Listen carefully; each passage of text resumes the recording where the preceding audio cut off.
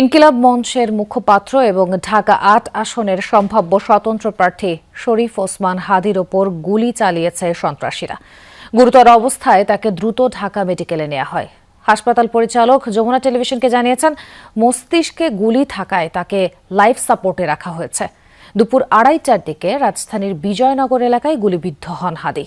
জুমার নামাজ পড়ে রিকশায় করে যাওয়ার সময় মোটর সাইকেল থেকে দুর্বৃত্তরা কয়েক রাউন্ড গুলি চালায় তার ওপর। জুমার নামাজের পর বিজয়নগর এলাকায় জনসংযোগ করছিলেন এই আসনের সংসদ সদস্য হিসেবে নির্বাচন করতে চাওয়া ওসমান হাদি ও তার সমর্থকরা। লিফলেট বিলির কর্মসূচি ছিল তাদের। দুপুর ২:২৫ দিকে বক্স কালভার্ট এলাকায় ছিলেন হাদিরা।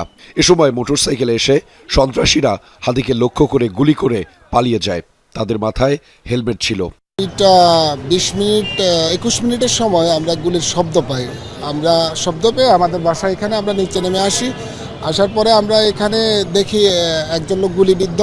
উনি রিস্কায় ছিলেন, 2 জন আরোহী ছিলেন এবং একটা মোটরসাইকেল এখান থেকে গুলি করে চলে গেছে। আমরা নিচে আমাদের গার্ড থেকে জানতে পারি। শব্দ শোনার পরে তো বসে যে চাকার টায়ার ব্রাস্ট হয়েছে, আমি এরকম ভাবছি।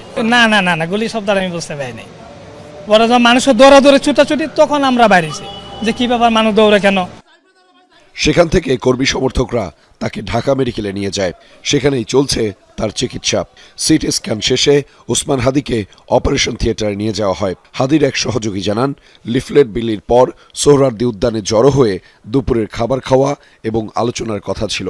আমরা যখন ক্যাম্পেইন শেষ করে সবাই সোহরাওয়ার্দীতে আসবো, আমরা একসাথে কথা বলবো, খাওয়া দাওয়া করবো। ভাইয়ের সাথে আমাদের কিছুক্ষণ পরে কথা হচ্ছিল। এমন সময় 2 জন বাইক থেকে ভাইয়ের মাথায় গুলি করেছে। ঘটনাক্রমে গুলিটা মাথায় না লেগে কানের নিচে লেগেছে। এই ঘটনার পর তার অনুসারী সহ বিভিন্ন রাজনৈতিক দলের নেতৃবৃন্দ ঢাকা মেডিকেলে ছুটে যান। হামলার ঘটনায় ক্ষোভ প্রকাশ করেন কর্মী সমর্থকরা।